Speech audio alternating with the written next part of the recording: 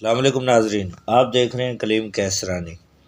ناظرین، اس وقت پاکستان اور امریکہ کے درمیان تعلقات میں نہایت کشیدگی پیدا ہو چکی ہے۔ وہ کشیدگی کس وجہ سے ہوئی ہے، ہم آپ کو اس بارے میں آگاہ کرتے ہیں۔ اس سے پہلے نئے دوستوں سے گزارش ہے کہ ہمارے چینل کو سبسکرائب کریں، بیل آئیکن کے بٹن کو پریس کریں تاکہ آپ تک ہماری تمام ویڈیوز بر وقت پہنچتی رہیں۔ ناظرین، جیسا کہ آپ جانتے ہیں کہ امریکہ اس سال کے اندر افغانستان سے اپنی فوجیں نکالنا چاہتا ہے۔ امریکی صدر جو بائیڈن نے اس حوالے سے واضح اعلان کیا ہے کہ امریکہ اس سال میں افغانستان سے چلا جائے گا۔ ناظرین، امریکہ کو اپنی فوجیں نکالنے کے لیے پاکستان کی مدد درکار ہے۔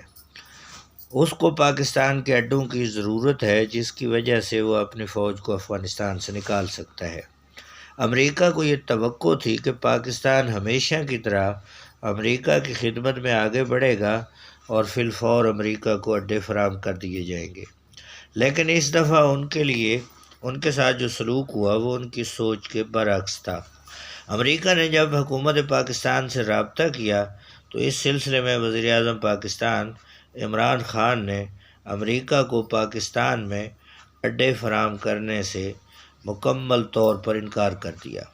عمران خان کے اس انکار نے ایک طرف تو امریکہ کو مشکل میں ڈال دیا کہ وہ افغانستان سے اپنی فوجیں کس طرح نکالے، دوسری طرف عمران خان کے اس انکار نے امریکہ اور پاکستان کے درمیان تعلقات کو بھی کشیدہ کر دیا۔